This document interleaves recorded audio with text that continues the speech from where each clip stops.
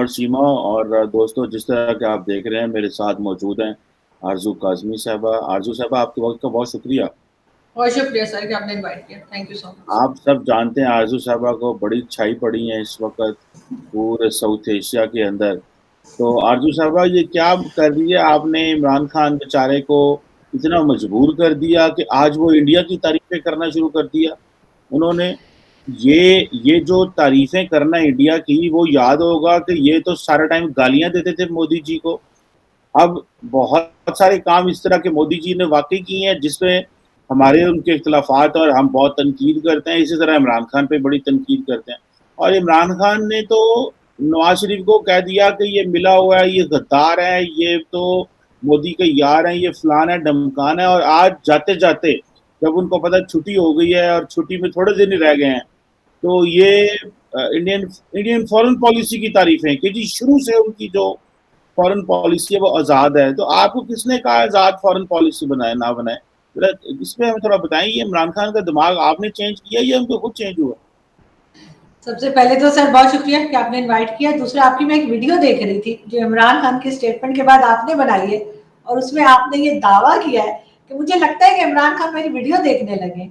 तो मैंने सोचा, मैंने कहा चीमा साहब मेरा नाम भी ले सकते थे, किसी और का भी नाम नहीं। आपने सबसे पहले अपना, मुझे हम कहते ना उल्लू सीधा करना, सबसे पहले आपने अपना नाम लिया कि लगता है खान साहब मेरी वीडियो देखने लगे। तो बिल्कुल हो सकता है उन्होंने आपकी वीडियो देख ली हो, और बहुत सी बातें, बहुत सी चीजें बिल्कुल आप ऐसी कहते हैं जो कि अगर ये लोग सुन लें और अमल करें तो अच्छी बात है। और ये चीज तो हम लोग बहुत शुरू से, जब से मतलब यूट्यूब चैनल नहीं भी था तब भी जब हम जाया करते थे टीवी चैनल्स पे, पाकिस्तान का हो चाहे कहीं का, तो हम यही कहते थे कि जी फॉरेन पॉलिसी जो है वो हमारी बहुत वीक है। फॉरेन पॉलिसी हमारी ऐसी होनी चाहिए कि हम सबको साथ लेके चलें, थोड़ा सा फ्लेक्सिबल होना चाहिए इंसान को, हर जगह स्टबर्न नहीं हो जाना चाहिए। ये बात आपने भी बहुत बार कही, मैंने भी कही। लेकिन खान साहब जो है वो जब गवर्नमेंट में नहीं थे या प्राइम मिनिस्टर नहीं थे तब शायद इस तरह की बातें किया करते थे। और अब जब वो दोबारा से फिर वही डी चौक से डी चौक जाने वाले हैं, तो अब दोबारा इसी किस्म की बातें कर रहे हैं। लेकिन खैर हमें अभी भी अप्रिशिएट करना चाहिए कि चले जाते जाते सही कोई चीज तो मानी उन्होंने। वरना तो हमेशा से एक हम लोगों ने अपनी आदत बना ली है, हम सभी ने, मैं कहूंगी पाकिस्तानी है जो मेजोरिटी, कि हमने जो है वो भारत के साथ मुकाबले करने हैं और उसके बाद उसको बुरा भला कहना है। क्योंकि अगर हम उनसे कोई बेहतर चीज सीख लें या हम बांग्लादेश से सीख लें तो उससे हम अपने आप को ठीक कर सकते हैं, हमारे के बहुत से इश्यूज हैं उसको हम सॉल्व कर सकते हैं। लेकिन पाकिस्तान का सबसे बड़ा प्रॉब्लम यही है कि हम हर वक्त मुकाबलों में लगे रहते हैं और हम कंपटीशन भी ऐसे लोगों से करते हैं जिन तक हम पहुंच नहीं सकते। अगर हम मैं कोई यहाँ पे कोई बड़ा वो नहीं कर रही कि बहुत कोई मैं भारत की तारीफ कर रही हूँ, मैं एक फैक्ट बता रही हूँ कि ना आपका इतना एरिया वाइज आप भारत जितने हैं, ना इकोनॉमी वाइज भारत जितने हैं, और ना ही उनकी तरह से हमने एजुकेशन में इतना काम किया है या बांग्लादेश की तरह हमने इतना कुछ किया है कि बांग्लादेश को मैं बहुत इंप्रेस हूँ। बांग्लादेश से अगर हम भारत की ना भी बात करें तो आप क्योंकि ऐसे ऐसे कर रहे हैं, तो बांग्लादेश से हम बहुत कुछ सीख सकते हैं। वो कहाँ थे और कहाँ पहुंचे, तो उन्होंने इस फैसले को सही साबित किया जो 71 में हुआ कि वो हमसे अलग हुए, उस चीज को उन्होंने सही साबित किया कि देखो आज हम कहाँ हैं और तुम कहाँ हो।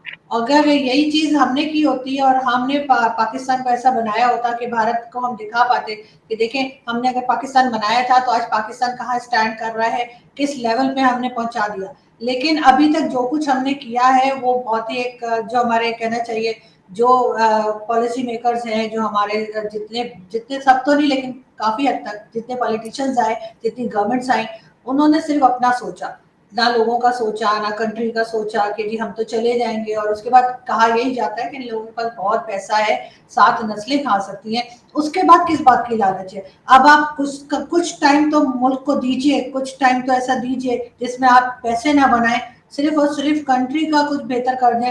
लेकिन ऐसा नहीं हुआ, अभी ना पहले कभी हुआ, ना पीपल्स पार्टी की गवर्नमेंट में हुआ, ना नवाज शरीफ की गवर्नमेंट में कोई खास हुआ, और ना ही इमरान खान ने किया।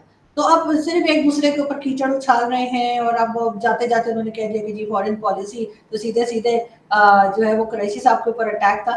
लेकिन अब देखते हैं कि वो इस बात का क्या जवाब देते हैं, इसलिए कि ये बहुत हद तक ये जिम्मेदारी फॉरेन मिनिस्टर की भी होती है। हमारा फॉरेन मिनिस्टर जिस तरह से लोगों के साथ बैठते हैं, चाहे वो यूएई के एम्बेसडर के सामने जो पिक्चर्स चल रही थी वो भी सबने देखी है। बाकी कोई अगर आता है किसी और कंट्री का हमें विजिट करने आता है तो वो बेचारे ने अपनी अम्ब्रेला खुद पकड़ी होती है और शाह साहब की अम्ब्रेला उनके साथ के जो उनके एम्प्लॉयज होते हैं या उनके जो असिस्टेंट होते हैं उन्होंने पकड़ी होती है, तो वो नवा भी तो जाती नहीं ना हम लोगों में से। तो वो चीज एक है और हमेशा रहेगी। और इमरान खान ने तो ये भी कहा था कि मैं तो जब प्राइम मिनिस्टर बना तो मैं साइकिल पे आया जाया करूंगा।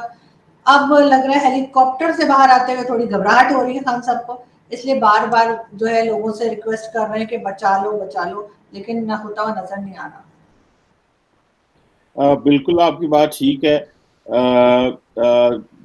जिसे आप कहते हैं ना, हमारा और भारत का डीएनए तो एक है, हम लोग एक ही हैं सारे। मतलब ये नहीं है कि उनका जिसे वो कहते हैं ना कि वो कोई हमसे ज्यादा कोई इंटेलिजेंट है या हम उनसे ज्यादा इंटेलिजेंट है। एक ही ब्रीड है, एक इलाका है, एक ही हमारा डीएनए, एक ही सारा कुछ है।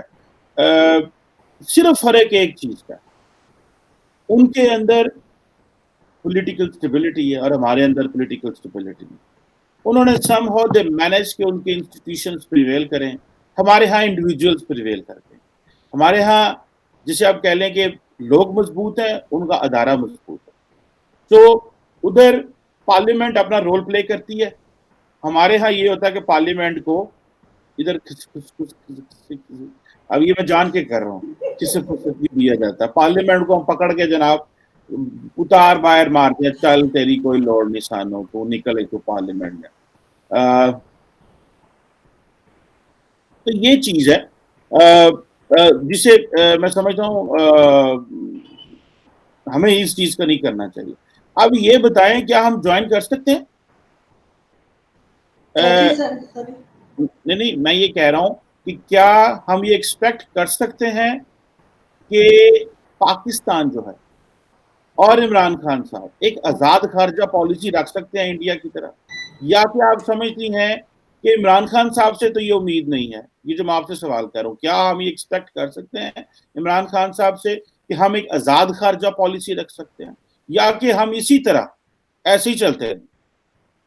नहीं या सर कि आप मुझे समझते हैं कि इमरान खान साहब तो जा रहे हैं, अब खारजा पॉलिसी कौन सी रह गई? या कि आप ये तस्वर देना चाह रही हैं या ये आइडिया देना चाह रही हैं कि खान साहब तो गए, खान साहब को तो अब कोई नहीं रोक सकता, तो आप ये समझती हैं कि पाकिस्तान की जो खारजा पॉलिसी है वो कभी भी आजाद हो सकती है जब हमारे लोग ही एम्पावर्ड नहीं है? जब ये लोग किसी की ताकत से आएंगे तो ये फैसले कैसे कर सकते हैं? आप इसको कैसे देखती हैं?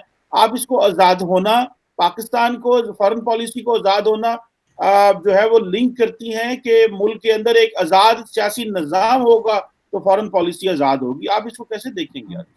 नहीं सर, आप बिल्कुल ठीक कह रहे हैं कि एक जो फॉरेन पॉलिसी है वो हमारी आज़ाद होनी चाहिए, अपनी मर्जी से जो गवर्नमेंट आती है वो बनाए, जैसे जिसके साथ जैसे टर्म्स रखना चाहती है और रखने चाहिए वो रखे। लेकिन प्रॉब्लम ये है कि हम हमारे साथ ऐसा नहीं है, क्योंकि एक तो हमारी इकोनॉमी बहुत वीक है, हम हर एक के आगे झुक जाते हैं पैसों के लिए। हमें जो कहना चाहिए कि आदत सी पड़ गई कि हम आसान पैसा हमें पकड़ने की आदत पड़ गई है, हमें काम करने की आदत नहीं रही है। हम कभी किसी से इससे पैसा पकड़ते हैं उसको वापस कर देते हैं, उससे पकड़ते हैं दूसरे को वापस कर देते हैं। साथ साथ हमने एक अपना माइंडसेट बना लिया है कि जी भारत हमारा दुश्मन है, और इतना बोला कि उनको भी लगा हाँ शायद ये ठीक ही कह रहे हैं। तो इंडिया में भी यही सोच जाहिर है उनको लगी होगी कि अब जब बार बार कह रहे हैं तो भरोसा कर ही लेते कि एक दुश्मन ही समझ रहे हैं।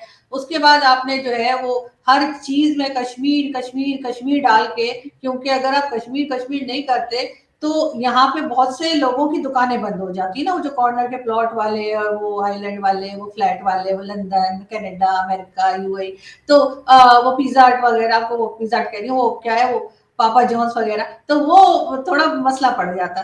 तो इस वजह से ये लोग नहीं चाहते कि पाकिस्तान के जो है वो इर्द गिर्द की जो कंट्रीज हैं उनके साथ टर्म्स अच्छे हों। वरना यूरोपियन कंट्रीज भी हैं, दूसरी कंट्रीज भी हैं, कोई अपने साथ वाली कंट्री के साथ हर वक्त नहीं लड़ता रहता। ठीक है कभी कभार हो जाता है कुछ कंट्रीज में, मैं ये नहीं कह रही कि कहीं नहीं होता, लेकिन एक ही जगह से निकले हुए लोग जो हैं वो मुसलसल 75 साल से बस एक ही चीज के ऊपर लड़ी चले जा रहे हैं, और उसके बाद किसी की कुछ समझ में नहीं आ रहा, नुकसान पे नुकसान कर रहे हैं। आप वही पैसा जो आप कंट्री में लगा सकते थे, आप कोई डेवलपमेंट का काम कर सकते थे, आप कोई एजुकेशन में लगा सकते थे, उस पैसे से आप सारे वक्त रॉकेट बनाते रहते हैं, असला खरीदते रहते हैं, टैंक लेते रहते हैं, उसके बाद वो रॉकेट वहीं आपके सर के ऊपर ही गिर जाता है। तो वो जो है ये तो मैं आपसे डिसएग्री करता हूँ, यहाँ पे मैं आपसे डिसएग्री करता हूँ। आपने दरअसल यूक्रेन की हालत देखी नहीं है। रॉकेट बनाना, देखें सिंपल सी बात है, सॉरी मैंने आपको काटा है आरजू साहब, मैं इस पे आप माजरत चाहता हूं, लेकिन मेरा एक व्यू है, मजबूत फौज चाहिए, इसलिए नहीं। देखिए फौज आप बनाते हैं हालात को देख के, आपके घर, किसी के घर में आप असला रखते हैं हालात को देख के, तो सिंपल सी बात है। लेकिन अगर इंडिया ने वो फौज बनाई या इंडिया ने वो बनाया, रॉकेट बनाए या मिसाइल टेक्नोलॉजी ली या न्यूक्लियर वेपन्स बनाए, तो उन्होंने किया चाइना के लिए। वो कहते हैं जी हमारी पोजीशन चाइना के लिए, लेकिन सिर्फ जस्ट चाइना नहीं था, पाकिस्तान भी इसमें शामिल है। लेकिन हम कहते हैं कि हमारा सिर्फ जो हदफ है या हरीफ है वो इंडिया है, तो हमारे पास तो चॉइस ही नहीं है। आज अगर आप बताएं आपके पास न्यूक्लियर वेपन ना हो, तो क्या जिस तरह अमित शाह रोज बातें करता है वो आजाद कश्मीर ले ना लें, लेकिन उनको पता है कि इंच भी आगे घुसे थे रौला पाया जाना है और लड़ाई होगी और फिर वो होगा सारा कुछ।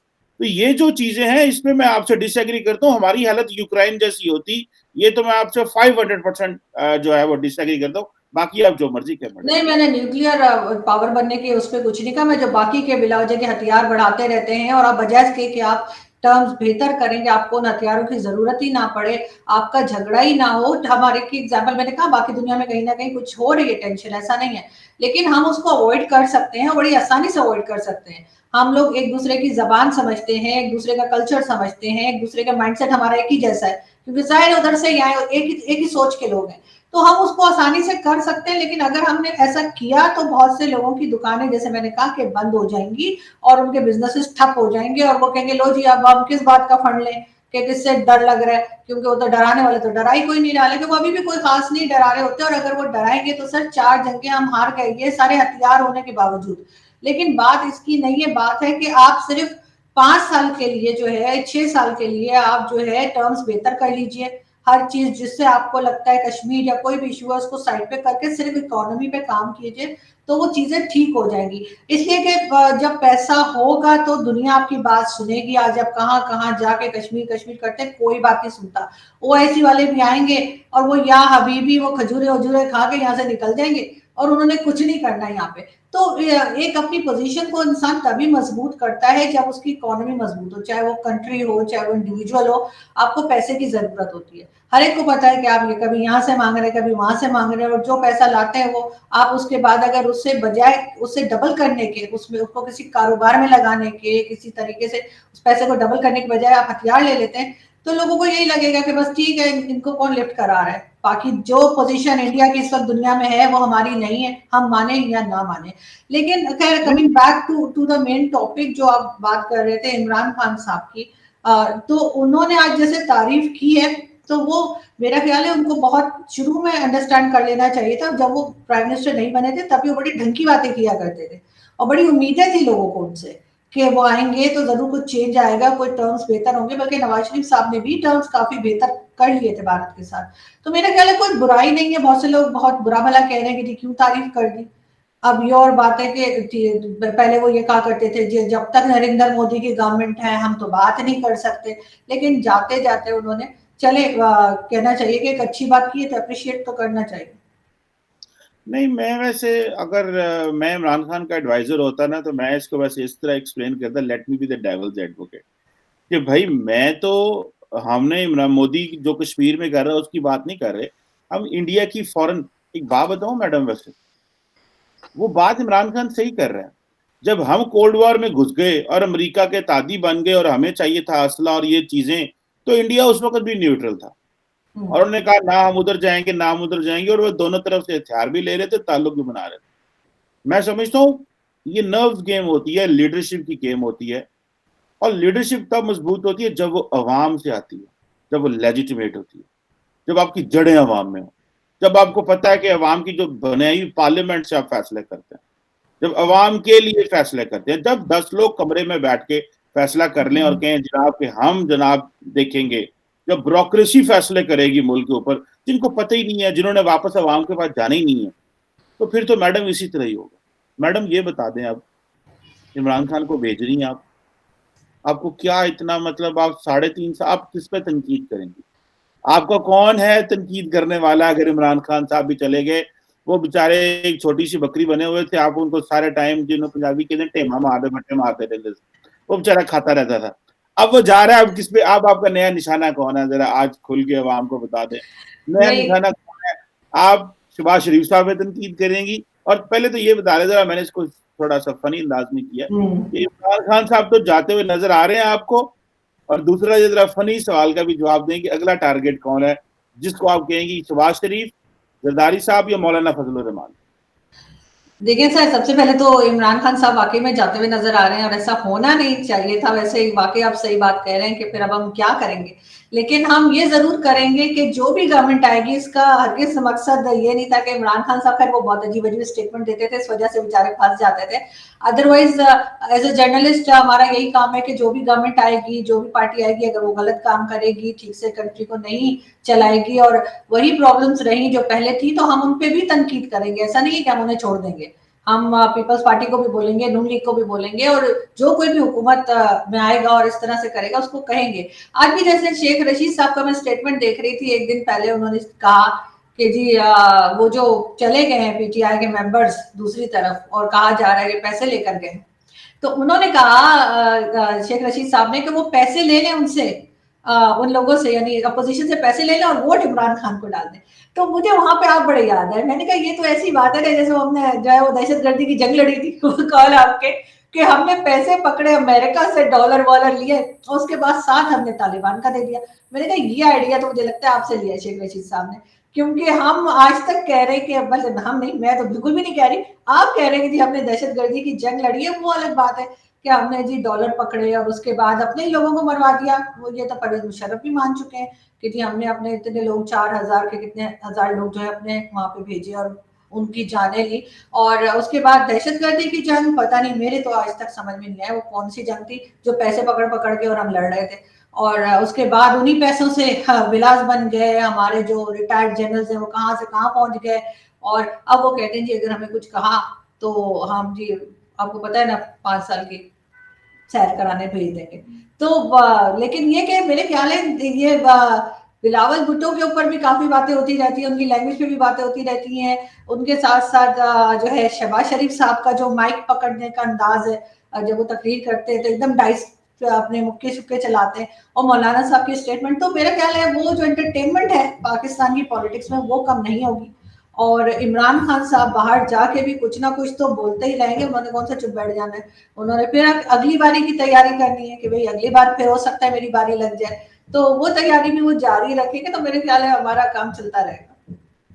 मैं तो इसको वैसे मैडम, ये देखिए आप और हम लोग जो भी बात करते हैं, देखिए हमारा किसी सियासी जमात से ताल्लुक नहीं है। हम एक आज़ाद व्यू रखते हैं, और आज़ाद व्यू रखना आपका और मेरा, ये हमें राइट कॉन्स्टिट्यूशन ने दिया हुआ, ठीक है। मैं एक सिंपली बात करता हूँ, कभी भी अपनी स्टेट के अगेंस्ट नहीं जाना चाहिए, लेकिन गवर्नमेंट की पॉलिसीज जो हैं उनको तनकीद करनी चाहिए और टिका के करनी चाहिए, मतलब कोई माफी नहीं देनी चाहिए इस हवाले से। अभी तो बड़े डिसेंट तरीके से हम बात करते हैं, लेकिन ये लोग पावर में आ जाते हैं, ये भूल जाते हैं ये कहाँ से आए हैं और इन्हें वापस कहाँ जाना है, और ये उधर बैठ के लगे हुए हैं जनाब, उड़ा देंगे, ये कर देंगे, वो कर देंगे। तो मैडम ये बताएं कि इमरान खान साहब पहले लोटे खरीदते थे, अब इनके लोटे जा रहे हैं, तो ये कह रहे हैं जनाब कि हमारे जो है ना वो आप हमारे शब खून मार दिया, आप अपोजिशन को है वो कोई वो नहीं है। सेनेट के इलेक्शन में भी इन्होंने पैसे दिए, बाकी भी इन्होंने जो अभी भी सब लोगों को लेके आए। मैं बल्कि अभी देख रहा था कि मेजॉरिटी कोई 32% जो लोग इनकी पार्टी में जो इलेक्शन जीते वो सारे बाकी जमातों से आए हुए थे।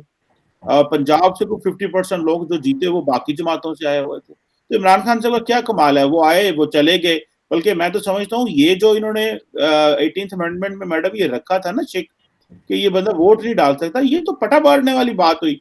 एक एमएनए की इतनी औकात नहीं है बेचारा, जो हजारों लाखों वोट लेके आता है, वो ठीक है पार्टी के साथ वो बंधा हुआ है, but that does not mean कि उसकी अपनी विल ही कोई नहीं है। और कहते हैं जी कि आपने हमें वोट नहीं देना तो आप छोड़ दें, हमारी पार्टी छोड़ दें, आप क्योंकि वोट आपने हमारी टिकट में वोट लड़ा हुआ है, आप फारग हो जाए। ये तो ज्यादती है, मैं समझता हूँ। इनसे ज्यादा तो पार्लियामेंटेरियन ज्यादा तो कैद शख्स है ही कोई नहीं, जो अपनी जिसकी सोच ही कोई नहीं है। वो कह रहे हैं ये पार्टी की सोच है।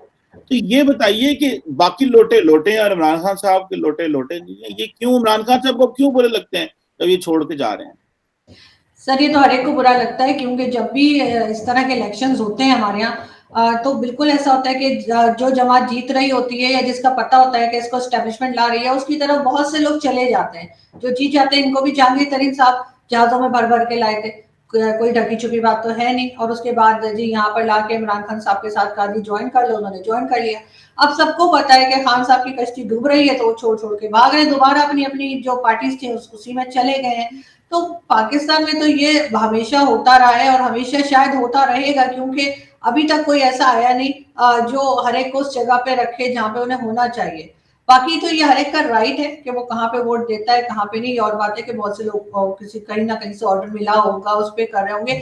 सबसे बड़ी बात ये कि जो ये 5 साल का रखते हैं ना, एक कि जी 5 साल के लिए गवर्नमेंट आई है, इनको चाहिए जो भी लॉ मेकर्स हैं, जो भी पॉलिसी मेकर्स हैं, कि इसको ऑलरेडी इसको 4 साल कर दें। 5 साल तो आप किसी को करने देते नहीं है, इसलिए कि पता नहीं उनसे तंग आ जाते हैं, वो आपकी बात सुनना बंद कर देते हैं, वो बॉस बनने लगते हैं, वो अपने आप को प्राइम मिनिस्टर समझना शुरू हो जाते हैं। तो इससे बेहतर है कि जी 4 साल रखें, 4 साल बर्दाश्त कीजिए, और ताकि बार बार ये ना हो कि गवर्नमेंट को जो है वो निकाला गया है। पहले भी यही होता रहा, कोई भी एक गवर्नमेंट भी शायद जो है वो 5 साल मुकम्मल नहीं कर पाई। और अभी भी कुछ इसी तरह का हम देख रहे हैं कि इमरान खान के साथ ये ठीक अच्छा काम कर रहे थे, बुरा कर रहे थे, लेकिन अपना टाइम उनको पूरा देना चाहिए था। लेकिन लोग ये भी कहते हैं कि अगर टाइम पूरा देंगे तो वो और नुकसान कर देंगे। अब एक अकेला प्राइम मिनिस्टर सारे डिसीजन नहीं लेता, ये इतने सारे इनके मिनिस्टर किस चीज के लिए हैं, इतने सारे इनके एडवाइजर्स होते हैं, स्पोक्स पर्सन होते हैं, तो सब मिल के एक टीम वर्क होता है ना। तो सारा मलबा सिर्फ प्राइम मिनिस्टर पे डाल देना जो है, क्योंकि फाइनली उसी का नाम सामने रखा जाता है, सब कुछ इसने किया है, तो वो सब हम देख रहे होता होगा। बाकी ना इनके मिनिस्टर्स को कोई कुछ कह रहा है कि जी ये क्या काम कर रहे थे, इन्होंने क्या किया है, या इनकी क्या परफॉर्मेंस है।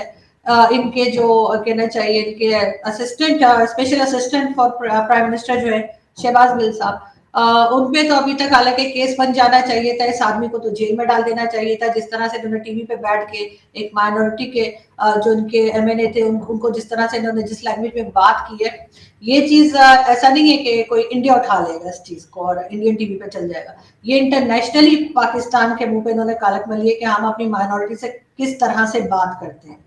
ठीक है, एक आप ऑफ द कैमरा बात कर रहे होते हैं, एक आप कैमरा के सामने अगर ऐसा कर रहे हैं, तो ऑफ द कैमरा क्या करते होंगे, अंदाजा हो सकता है। तो ये चीज जो है काफी हद तक जो है वो खराब गई है, इमरान खान के अगेंस्ट गई है। और खान साहब ने खुद भी कई बार कहा है कि मैं बड़ी जल्दी आ गया, मुझे 5 साल और इंतजार करना चाहिए था, तैयारी नहीं थी। जबकि पहले आने के लिए रो रहे थे, अब जब जाने को कह रहे हैं फिर रो रहे हैं, कह रहे हैं जी शादियां नहीं होंगी, बच्चों को शादियों में नहीं बुलाएंगे, स्कूल में नहीं बुलाएंगे। अजीब किस्म का एक वो, जैसे लगता है कि जैसे कोई ड्रामा सीरियल देख रहे हैं। मैं तो रोज उठ के खान साहब को कहीं ना कहीं जलसा हो रहा होता है, मैं जरूर देखती हूँ, क्योंकि बड़ा मजा आता है, बड़ी हंसी आती है। लेकिन ना सिर्फ हमें हंसी आती है, पूरी दुनिया हंस रही है इस वक्त। और अब जब दूसरे लोग आएंगे, जो सी भी पार्टी को जो है एस्टेब्लिशमेंट लेकर आएगी, क्योंकि यहाँ पे तो मैं कह रही हूँ वो सिस्टम ही खत्म कर देना वोटिंग वाला। खामा का टाइम जाया होता है, लोग लाइन में खड़े रहते हैं, पैसा जाया होता है। आपने जिसको लाना है आप अनाउंस कर दें कि मेरे अजीज हमवतनों, अब आज से ये आपका प्राइम मिनिस्टर है, तो बात खत्म हो जाती है। लेकिन नहीं, ये वोट डलवाते हैं, पूरा दिन लोगों को धूप में, सर्दी में, गर्मी में, हर तरह के मौसम में खड़ा रखते हैं, और उसके बाद उसी को ले आते हैं। ये चीज मैं अभी नहीं, मैं बचपन से देख रही हूँ कि यही होता आ रहा है, और पाकिस्तान उस चीज से निकल ही नहीं पा रहा कि लोग वोट डालें और वोट के जरिए कोई जो है वो उधर सीट तक पहुंचे, या प्राइम मिनिस्टर बने, या कुछ बने। ये लोग जब से आए हैं, ये वापस बैरकों में गए ही नहीं। तो इनको जाहिर है, इनको आदत पड़ गई है। अब आप कहेंगे नहीं, अब आप फिर आप, मुझे लग रहा है कुछ गड़बड़। नहीं नहीं नहीं, आपकी देखिए, आपका काम है कि तो आप you have an independent opinion, जो मर्जी बोले। देखिए, अब आप एक एक जो है इलेक्ट्रिशियन को आप कह देंगे कि जी तुम जाके खाना पका लो, तो उसको नहीं आएगा। तो पाकिस्तान में सबसे बड़ा प्रॉब्लम यही है कि जिसको जो काम आता है या जिस काम के लिए है, वो उससे हट के काम कर रहे हैं। अब आप टॉक शोज का भी, जैसे मैंने आपसे अपने शो में भी जिक्र किया था, कि ये जो है डिफेंस के लोग बैठे होते हैं, और उसके बाद ये पॉलिटिक्स पे बात कर रहे होते हैं। मैंने तो इंडियन टीवी पे कभी नहीं देखा कि उनके फौजी बैठे हों और वो पॉलिटिक्स पे बात कर रहे हो। बल्कि कई बार मेरे तो कई दोस्त हैं, मैं उनसे कहती भी हूँ कि आप आइए, तो वो कहते नहीं, हम पॉलिटिक्स पे बात नहीं करेंगे, हम सिर्फ डिफेंस के टॉपिक्स पे ही बात करेंगे। लेकिन हमारे यहाँ जो है वो डिफेंस के अलावा हर चीज पर, वो जो आपने डिफेंस मिनिस्टर बना के रखे परवेज खटक साहब, वो बेचारे की दिखाई कोई नहीं देते। उनको मैं ढूंढती रहती हूँ, हर डिफेंस की मीटिंग या कुछ पिक्चर्स आ जाए, तो वो कहाँ गए कहाँ गए, नजर ही नहीं आते वो मुझे, उनको पता नहीं क्यों रखा है। तो वो एक एक ये चीजें आपकी सही नहीं है, और अगर इन चीजों को सही कर लिया जाए, कोई अपनी ईगो का प्रॉब्लम ना बनाए, बल्कि ये सोचें कि आपने इस मुल्क को बचाना है, आपने इस मुल्क को तरक्की देनी है, मुल्क की कोई इज्जत देनी है। जो पासपोर्ट कहते थे जी हम ग्रीन पासपोर्ट की बड़ी इज्जत कर देंगे, तो वो तभी होगी जब आप हर कोई अपना काम करेगा, दूसरे के काम में मदाखलत नहीं करेगा, और साथ साथ इकोनॉमी पे काम करेंगे, एजुकेशन को बेहतर करेंगे, तभी होगा। ये इस तरह से नहीं होगा वो एक दिन कहेंगे हम टर्की का मॉडल बना रहे हैं, एक दिन कहेंगे चाइना बना रहे हैं, मतलब एक दिन पता नहीं कुछ और बना रहे होंगे। तो ये इस तरीके से मुल्क नहीं चलते, और ना ही फंड मांग मांग के, कहीं से चावल, कहीं से आटा, कहीं से पैसे, कहीं से हमें जो है अभी रमजान आ रहा है फिर खैरात मांगने खान साहब तो निकल पड़ेंगे हॉस्पिटल के लिए, और इस तरह से मुल्क नहीं चलते। आपको कुछ ना कुछ यहाँ पे ऐसा करना पड़ेगा कि बिजनेस आए पाकिस्तान के अंदर, और वो तभी होगा जब आप सीरियसली काम करेंगे, सिक्योरिटी देंगे। अब आज बड़ा वो इंडियन टीवी पे बात हो रही थी, कई जगह पे मैं गई तो उनकी न्यूज में सुन रही थी, तो कह रहे थे कि पाकिस्तान में जो है बड़े हेलीकॉप्टर इस्लामाबाद में उड़ रहे हैं। वो हेलीकॉप्टर तो इसलिए उड़ रहे हैं क्योंकि 23 मार्च आ रहा है, और 23 मार्च से पहले जो है वो हम हेलीकॉप्टर उड़ाने का, हमारी पुरानी रिवायत है, मेरी परंपरा है, हम हेलीकॉप्टर उड़ाते हैं। दूसरा OIC वाले आए हुए हैं क्योंकि, तो उनकी सिक्योरिटी के लिए भी हमें सब कुछ करना होता है। लेकिन जिस दिन आपको आपके यहाँ लोग बगैर किसी डर के आने लगेंगे, बगैर किसी खौफ के आने लगेंगे, आपके यहाँ जिस जिस तरह की TLP और इस तरह की जो जमातें हैं उनको आप जरा जंजीरें पहनाएंगे, और मजहब से थोड़ा बाहर निकल के काम करेंगे। ठीक है, मजहब हर एक का अपना जाती मामला है, आपको नमाज पढ़नी है आप पढ़िए, आपको हज पे जाना चाहिए, लेकिन दूसरे को ना कलमा पढ़ाइए जबरदस्ती, दूसरे को ना बताइए कि उसने क्या करना है, और तब जाके जो है ना पाकिस्तान जो है वो थोड़ा प्रोग्रेस करेगा। वैसे तो बड़ा चाइना चाइना करते हैं, लेकिन ये कि वो जो पीपल रिपब्लिक ऑफ चाइना है, तो ऐसी पीपल रिपब्लिक ऑफ पाकिस्तान बनाइए। वो इस्लामिक इस्लामिक बहुत हो गया, उसका हमें कोई फायदा नहीं हुआ है, और लोग जो है ना वो पैसा मांगते हैं आपसे, आपसे वो फूके और कलमे नहीं मांगते कुछ देते वक्त। तो वो थोड़ा सा सोचना होगा, और मेरे ख्याल है भारत ने, इवन बांग्लादेश ने भी ऐसा ही किया है। उन्होंने जो लोग जहाँ पे बिलोंग करते थे उनको वहीं तक रखा है, और वो बहुत ज्यादा जो है हर चीज में नखरे नहीं करते कि नहीं जी नहीं, वो तो अहमदिया है तो उसको हम कैसे रख लें इकोनॉमिस्ट। इस तरह की चीजें जो इमरान खान ने की, जो इमरान खान से बिल्कुल एक्सपेक्ट नहीं की जा रही थी, कम से कम मैं तो नहीं कर रही थी, बड़े मुझे मॉडर्न आदमी लगते थे, बड़ा मुझे अफसोस हुआ उनका, और ये अंजाम उनका कभी किसी ने नहीं सोचा होगा। हाँ सही कह रही हैं, ये बात तो ठीक है कि ये इंतजाम नहीं था सोचा, वो उन्होंने खुद भी नहीं सोचा हुआ था, वो जितने लाडले थे। तो खैर है नहीं। और दूसरा वैसे ये सिक्योरिटी तो सबको मैडम ऐसे चाहिए होती है। इंडिया में भी अगर कोई फंक्शन हो तो सिक्योरिटी तो होती है, सिक्योरिटी चाहिए होती है। अभी ये 40-50 फॉरेन मिनिस्टर्स आ रहे हैं, 23 मार्च है, वहाँ करोड़ों रुपए का असला पड़ा हुआ है, अरबों रुपए का, तो वो सिक्योरिटी तो उसकी होती है। सिक्योरिटी तो दुनिया के हर मुल्क में खैर होती है, उसके बगैर तो कोई गुजारा नहीं है मैडम। इस तरह आप सिक्योरिटी के पीछे ना पड़ जाया करें। जी नहीं नहीं मैडम। सर, सिक्योरिटी दें, बिल्कुल दें, मैं ये नहीं कह रही। जब इतने लोग बाहर से आएंगे तो ऑब्वियसली आपको सिक्योरिटी रखनी पड़ेगी, आपको रोड्स भी बंद करनी पड़ेगी, सब कुछ होगा। लेकिन फिर भी वो डर रहे होंगे, वो खाना भी खा रहे होंगे तो ऐसे ऐसे करके खा रहे होंगे कि पता नहीं किधर से क्या चीज आके लगेगी।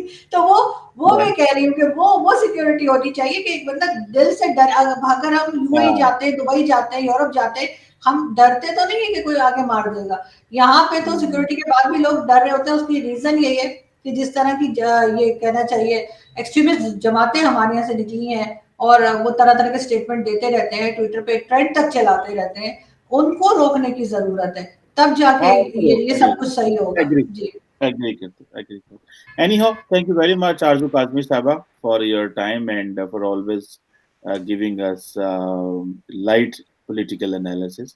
बहुत शुक्रिया आपके वक्त। Thank you. बहुत शुक्रिया डॉक्टर साहब, बहुत शुक्रिया। मुझे मैं भी अपने आप को डॉक्टर कहता नहीं, मुझे कोई डॉक्टर के मुझे बड़ा अजीब लगता है अभी। आदत हो जाएगी। आदत हो जाएगी, it takes some time. Thank you very much. Thank you sir.